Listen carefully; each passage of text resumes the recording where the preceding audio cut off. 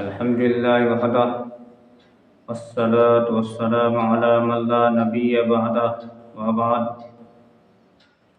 أعوذ بالله من الشيطان الرجيم بسم الله الرحمن الرحيم قل هو الله أحد الله الصمد لم يلد ولم يولد ولم يكن له كفوا أحد محترم سامعین کرام،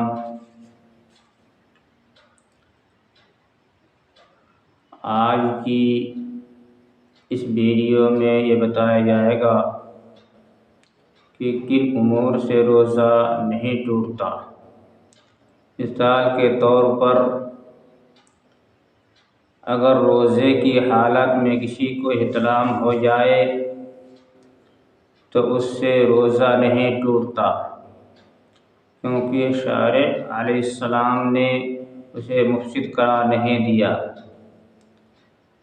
شیخ ابن باز نے اسی کے مطابق فتویٰ دیا ہے۔ اسی طرح سینگی یا پسنے لگوانے سے روزہ نہیں ٹوٹتا، جیسے کہ عبداللہ بن عباس رضی اللہ عنہ سے مروی ہے ان النبی صلی اللہ علیہ وسلم احتجم وهو صائم، نبی کریم صلی اللہ علیہ وسلم نے روزے کی حالت میں پشنے لگوائے۔ صحیح بخاری حدیث نمبر 1938۔ اور جو حضرت رافع بن خدیج رضی اللہ عنہ سے مروی روایت ہے، یہ منسوخ ہو چکی ہے۔ جمہور مالک، شافعی، ابو حنیفہ اسی کے قائل ہیں۔ ابن حزم یہی موقف رکھتے ہیں۔ اس کی تائید ابو سعید خدری رضی اللہ عنہ سے مروی روایت سے ہوتی ہے انہ صلی اللہ علیہ وسلم رخص فی الحجامۃ للصائم، آپ صلی اللہ علیہ وسلم نے روزے دار کے لیے پشنے لگوانے کی اجازت دی ہے۔ ابن ابی شیبہ جلد نمبر 3 حدیث نمبر 51 سے 53۔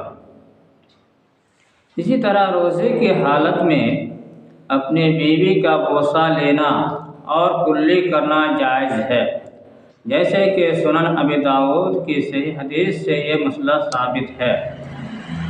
صحیح ابی داؤد حدیث نمبر 1926، احمد جلد نمبر 1 حدیث نمبر 21، دارمی جلد نمبر 2 حدیث نمبر 13، بیہقی جلد نمبر 4 حدیث نمبر 26۔